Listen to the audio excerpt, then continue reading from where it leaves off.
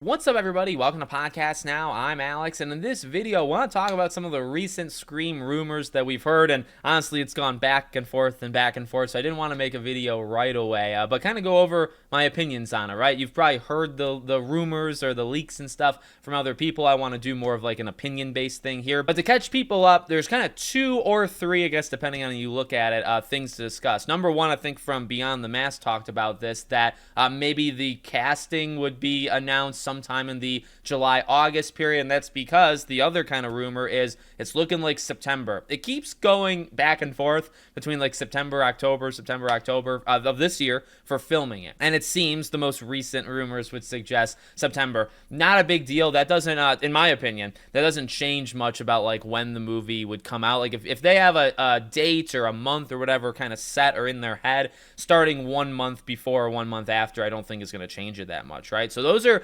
and those are important, I would say, in the sense that maybe we only got a month or a month and a half or 2 months until we start to see who the cast is, because there's been some rumors on some of the cast, but not all of it, right? So we really got to figure out who's going to be in this thing.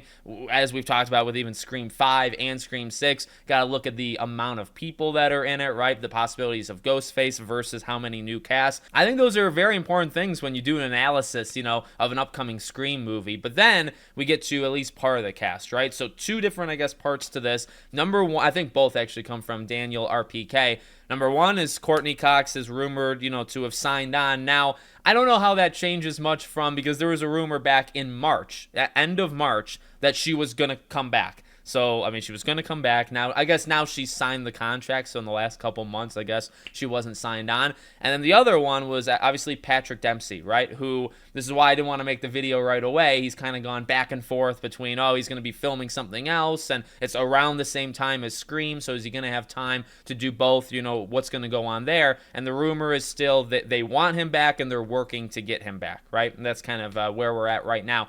I think he returns. I think and this is what I want to talk about in this video, I think he's very necessary to return. I really do, because if you're doing, even as we talked about with other rumors, like a 50-50, right? If Sydney's story is 50%, which, we've debated, does that even make sense? But say it is 50, say it's more than 50, right?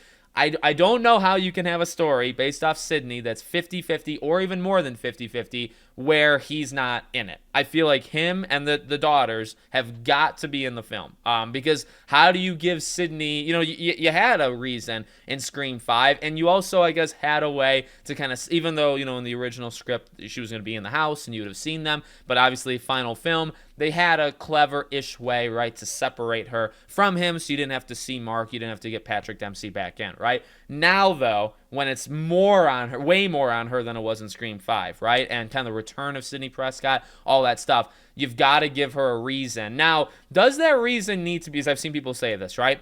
If he films for a couple of weeks, if he films for like 1 month, right? Say the filming in general is 2 to 3 months, he films for maybe 20 to 30% of that. Do you need to kill him off? And I think we've maybe talked about this before. I understand the idea of killing him off. I feel like that does give good motivation, right, for Sydney to kind of get back in the action.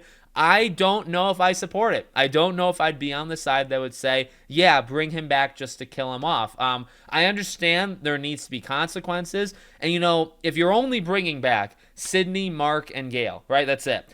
Like, does one of them have to go? Because we just kind of did the thing with Gail, and there's always kind of talk back and forth, but it's like, do you bring Courtney Cox back to eventually kill her? Do you bring Patrick Dempsey off to potentially kill him? I'm not a big fan of that, but I do understand it's a confliction, because you do need stakes. You do need there to be reason to watch these films, which, as we've talked about, Scream 5, I guess, had it because of Dewey. Scream 6, I think we thought there could be stakes, and we kind of wanted there to be stakes going into the movie, while also thinking in the back of our head, because I think there were signs, they might not kill any of these people, and then when they get close to killing 2 of them, and Chad and Mindy, right, they don't go all the way. So I think in this movie, there absolutely does need to be stakes. I feel like the writers would know that, but then it's like, well, who you're playing around with now is not necessarily the people. Not that, Chad is bad characters we've talked about, but now you're talking about some very legacy characters when you've already killed one, and you're bringing at least one, really Sydney and Mark, I guess, right? You're bringing them back for the first time in a bit. Sydney less so than Mark, and